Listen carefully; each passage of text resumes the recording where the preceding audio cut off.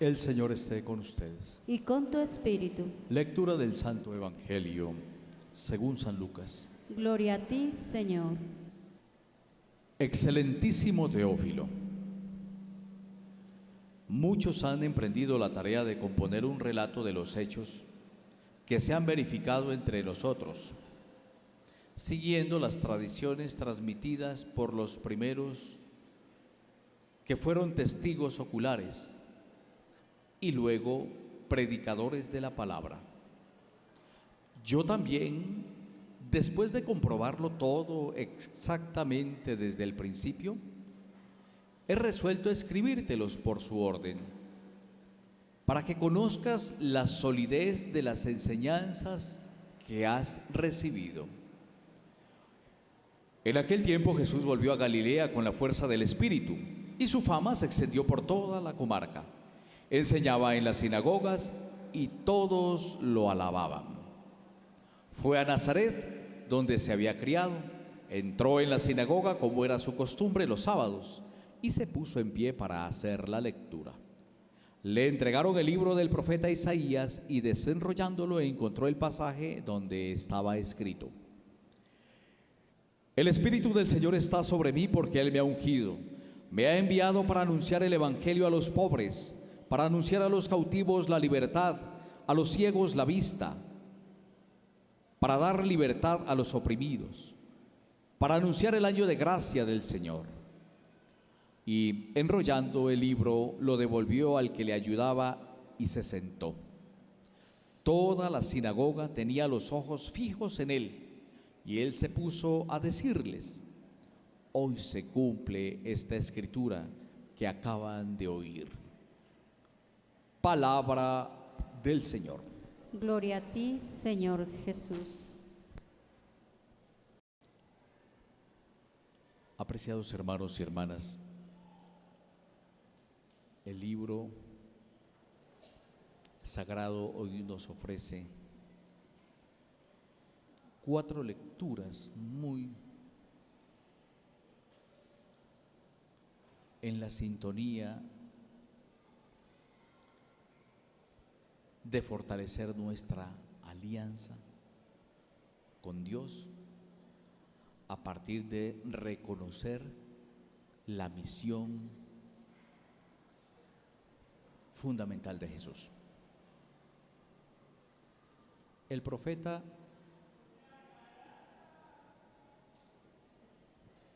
nos lleva en la primera lectura por lo siguiente: el libro de Nehemías. Es un libro que va de manera muy detallada a partir de este hombre tan especial que es el sacerdote Esdras, a mostrar cómo él les va presentando el libro de la ley, y que este libro de la ley goza de una exquisita receptividad por parte del pueblo, y nos va describiendo las actitudes que tiene el pueblo. Mientras el sacerdote va leyendo el libro, nos dice que la actitud de la gente es de atención.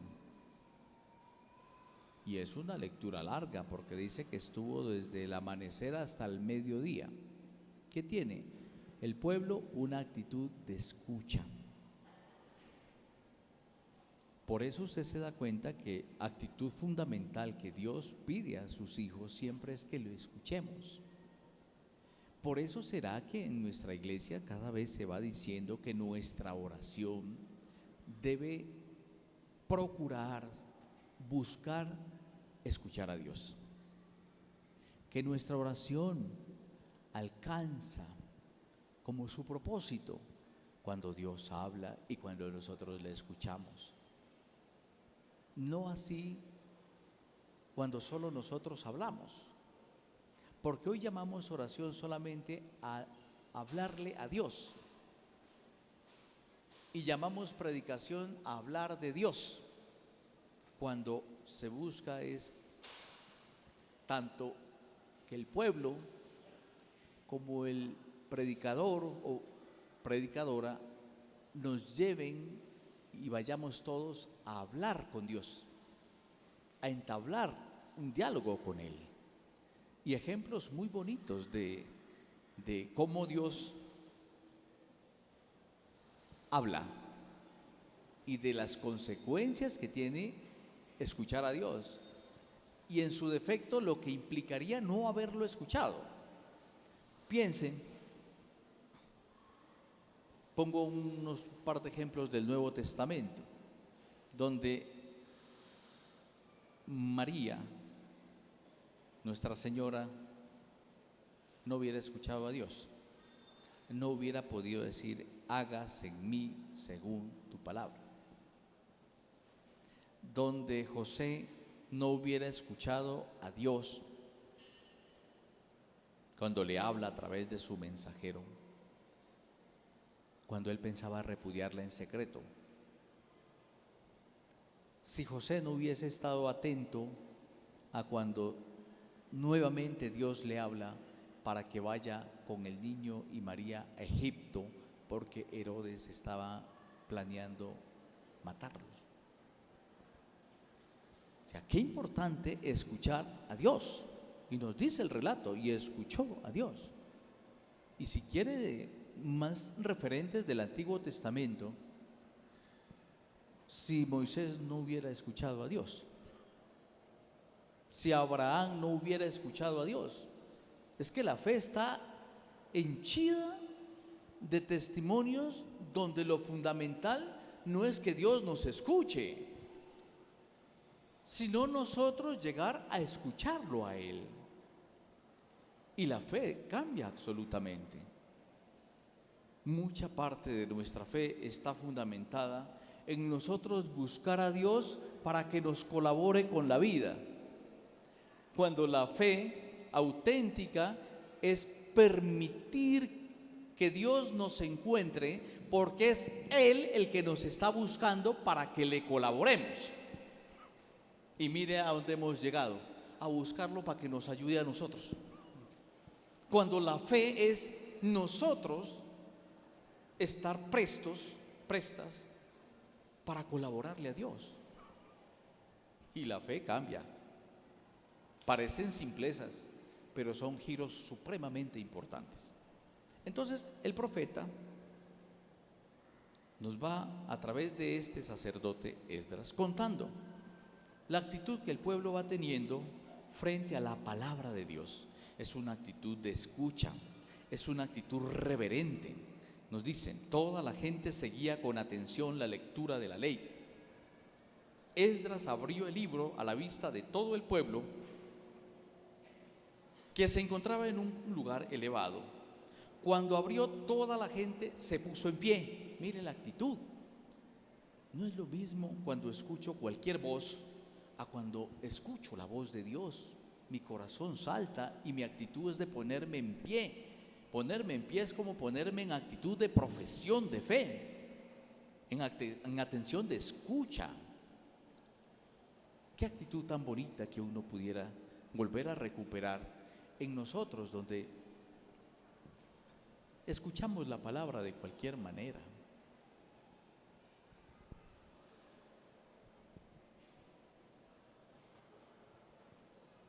Esdras bendijo al Señor, Dios grande, y todo el pueblo, levantando las manos, respondió: amén. Un amén de 200 personas, de 300 personas, de 50 personas se escucha, ¿o no? Volver otra vez a esa actitud de celebrar, de vincularme con lo que está pasando en mi celebración. Después se inclinaron y adoraron al Señor rostro en tierra. La actitud del judío para mostrarle a Dios toda su reverencia. La actitud nuestra, ¿cuál es, hombre? La actitud de rodillas. En la elevación, en el momento de la consagración, de rodillas. Hemos tomado un hábito de arrodillarnos para recibir la comunión. No es que sea malo o bueno, pero nuestra iglesia nos dice que debemos arrodillarnos es en el momento de la consagración, para recibir la comunión, para comulgar, yo la debo recibir en pie. En un tiempo se hizo antes del concilio, pero la iglesia va llevando a sus fieles a que vayamos en el camino de ir asumiendo unas posturas que vayan más acordes a lo que nosotros debemos ser en nuestra fe. Finalmente, toda esta lectura para llevarnos un poco a recuperar la alianza en un pueblo que ha sido desterrado, esclavizado y que vive penurias, hasta que esta alianza que usted ve como anticipo aquí, un llamado a la alegría, se va a realizar plenamente en Jesús. El Evangelio está precedido de dos lecturas. Una, la de Pablo, una cosa bellísima. Pablo nos está diciendo, en la dirección misma del Señor Jesús, hay un cuerpo que tiene muchos miembros, y aunque sean todos diferentes, todos están para edificar ese cuerpo. Una de las cosas que la comunidad naciente siempre quiso combatir fue la desigualdad, el pensar que unos son más importantes que otros, o por un carisma, o por un don, o por un talento, o por un bien, o por una inteligencia, pensar que alguien es más importante. Y Pablo, en la dirección del Evangelio, dice, el que seamos diferentes no significa que seamos más importantes, porque todos debemos estar puestos para la edificación del mismo cuerpo, que es uno, cuya cabeza es Cristo. Así que cada uno, según su inteligencia, su talento, su don, su manera de estar en el mundo, es para que edifique un solo cuerpo. Y si cuando repito que es en la dirección del Evangelio, es porque resuena el Evangelio aquí. El que quiera ser el más importante, que sea el último y el servidor de los últimos, hasta ser los primeros. Y primeros para volver a ponerse como servidor. Hermanos y hermanas, con estos textos creo que queda bastante evidenciado que desde el Evangelio y en nombre de Jesucristo no se legitima ninguna forma de desigualdad.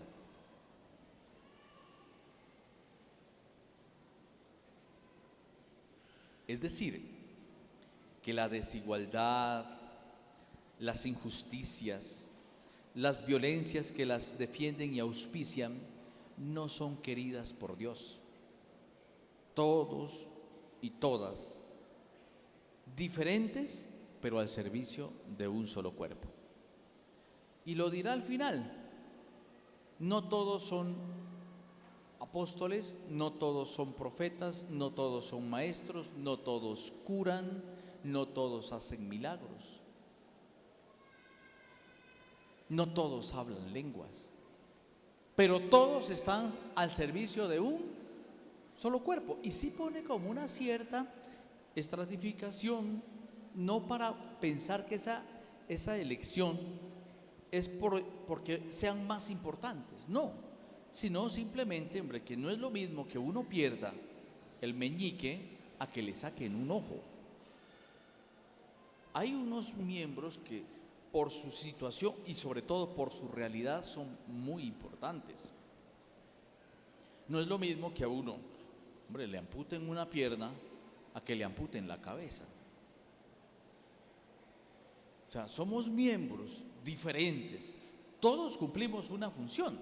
Si el meñique con esa uñita tan pequeña se le encarna, todo el cuerpo sufre. ¿Y qué le pasa? No, pues que tengo encarnada la uña del meñique. Pero es que ese dedito, oiga, no, es que pertenece al cuerpo. Y dígame, hay varios ya que por una situación tan leve como es una uña encarnada, se mueren. Un dedito. No es lo mismo que uno pierda un ojo a que pierda el corazón. Uno con un ojito vive. Entonces pondrá Pablo en primer lugar a los apóstoles. ¿Por qué? Por una razón clarísima que la pone el Evangelio. Mire cómo escribe Lucas. Lucas, cómo nos enseña a tener una fe auténtica y una relación cierta con el Señor Jesús. Mire, esto de Lucas es una belleza para el católico, para el cristiano que quiera tener una fe sana, auténtica, es decir, que no le guste suplir, que no le guste reemplazar a Jesús y que quiera ponerse en la dirección del Señor. Mire, aquí está. Lucas ya es consciente que Mateo y Marcos ya han puesto su evangelio. Ya el evangelio de Marcos y de Mateo ya circula en las comunidades respectivas. Mire, Lucas, para escribir su evangelio, mire la rigurosidad con que escribe. Muchos han emprendido la tarea de componer un relato de los hechos que se han verificado entre nosotros, siguiendo las tradiciones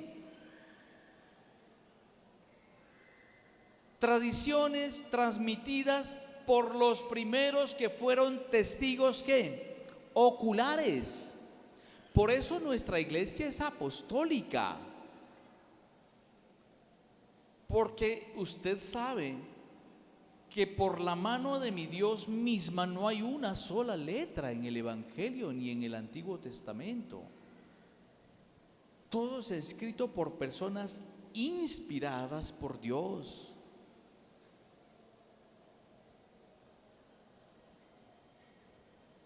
Y mire la rigurosidad.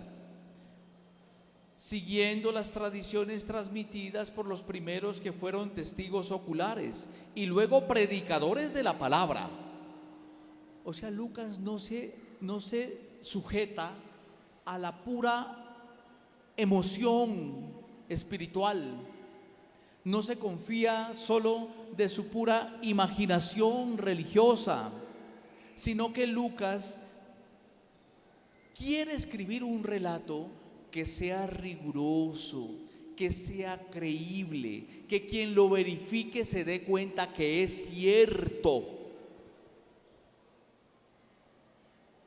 Lucas, que entre la distancia entre Lucas y los demás es así como entre la que tenemos usted y yo ahorita. Siendo tan cercanos, siglo primero, año 70 larguito. Y no se fía de lo que oye, él mismo se hace el estudio riguroso de las tradiciones transmitidas por los primeros testigos oculares, de los que vieron al Señor, de los que el Señor llamó, de los que Él eligió. Y por eso Pablo dirá, en primer lugar, ¿quiénes están? Los apóstoles. Porque ellos vieron al Señor, el Señor los escogió, el Señor les habló, los instruyó, vivió con ellos, ellos con Él, los envió, estuvieron presentes en su vida, en su cruz, y fueron testigos de la resurrección, con los cuales el Señor y María fundan esta iglesia. ¿Sí es claro? Testigos oculares, tradiciones. Esto no es el embeleco ahí de cualquiera que quiere fundar iglesia, no. Pablo está diciéndonos, en primer lugar, los testigos oculares. Segundo lugar, los profetas, los que anuncian al Señor y lo dan a conocer y lo transmiten con su testimonio y palabra. Y en tercero, ya poniendo los maestros, los que enseñan y van difundiendo la fe de manera querigmática. Pongo este tema, hermanos, no es tan fácil porque tiende a ser un poco ladrilloso, ¿cierto? Pero ¿qué es lo que se quiere evitar aquí? Eso que hoy se está difundiendo con tanta demasía. Ya no podemos soportar un airecito por la ventana porque ya es el Espíritu que me está soplando. Ya Jesús es mi Jesús, el mío, el que a mí me parece, el que se me antoja, el que se me ocurre. Perdimos la rigurosidad. Ya no sabemos si lo que estoy creyendo es cierto y si lo que me están diciendo es veraz. Pero cómo me divierte, desde que sea divertido eso vale. Y por eso nuestra fe se está quedando sin raíces, porque no hay muchos, o ya son muy pocos los que cultivan la raíz de la fe. Aquí está Lucas diciendo, verificando las tradiciones transmitidas, valiéndose de los testigos oculares. Y yo, dice, después de comprobar, dice Lucas, todo exactamente desde el principio, he resuelto escribir para que conozcas la solidez de las enseñanzas que he recibido.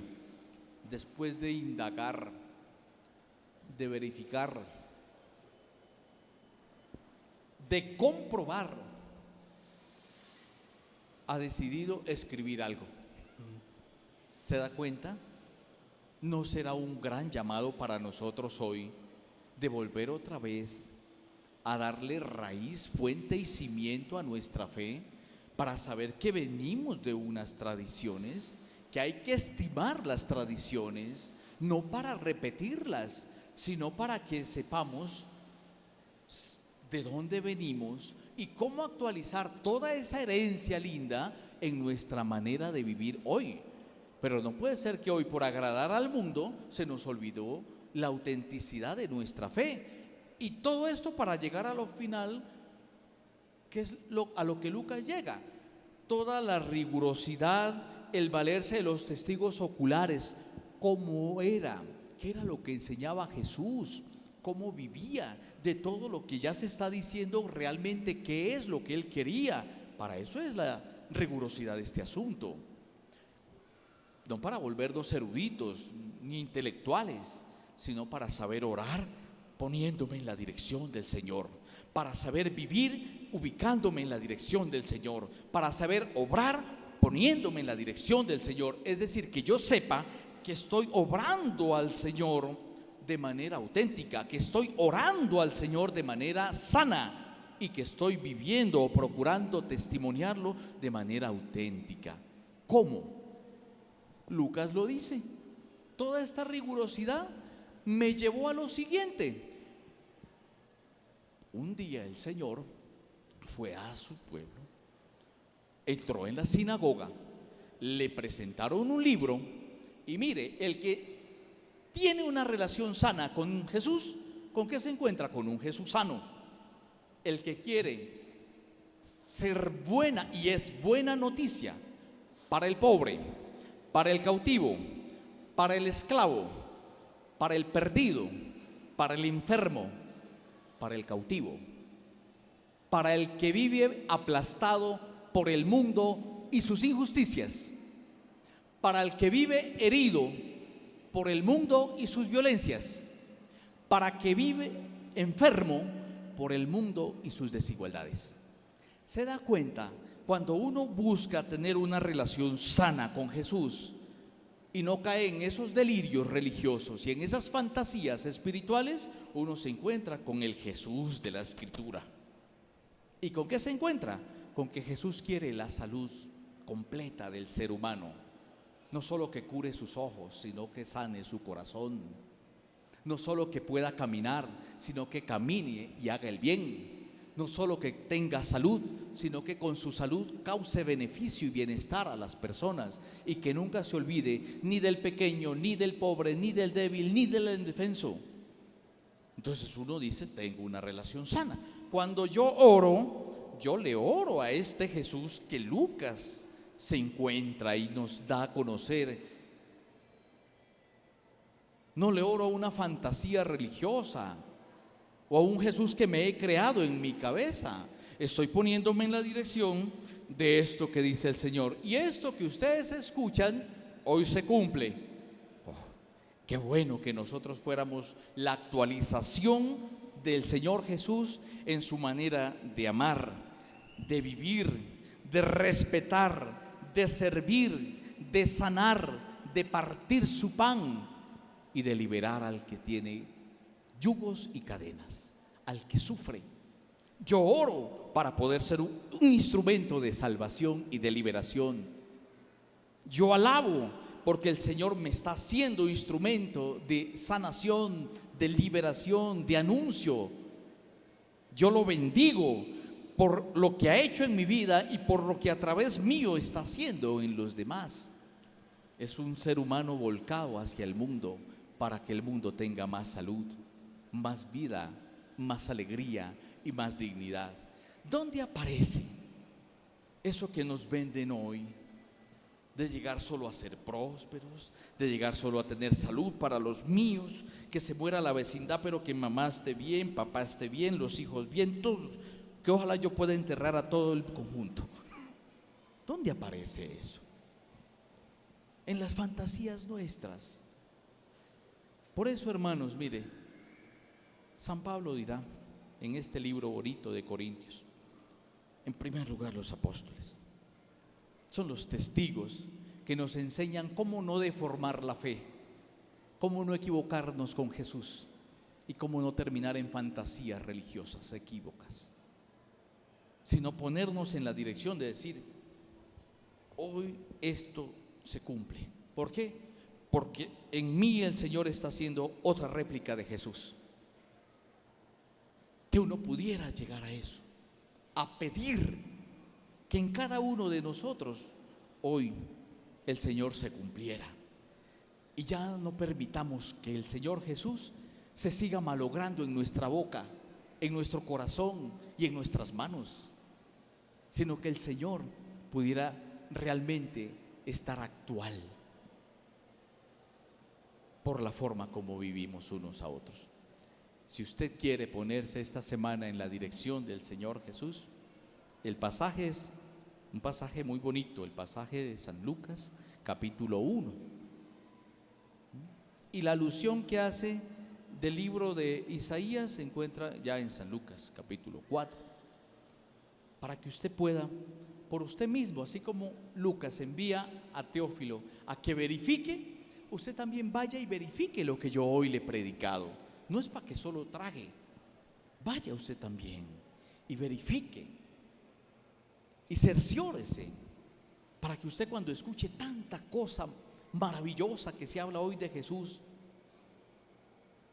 usted la compruebe y diga, el Señor sí obra maravillas, pero el Señor no está queriendo solo obrar maravillas en mí, Él quiere también conquistar mi corazón, mis manos y mis pies, para que yo en su nombre vaya y obre maravillas. Sería muy triste, hermanos, pensar que el Señor Jesús solo multiplicó panes para que lo viéramos, lo admiráramos y lo alabáramos. Qué bueno cuando uno llega a darse cuenta que el Señor multiplicó panes para que nos diéramos cuenta nosotros que también podemos hacerlo. Y la fe se vuelve distinta. Queridos hermanos, que este evangelio, no mi palabra, que este evangelio llegue a su corazón y que usted pueda ser un instrumento que se alegre de creer en el Señor Jesús por lo que está haciendo en su vida y por lo que a través suyo hace en las vidas de los demás hermanos. Dios le bendiga.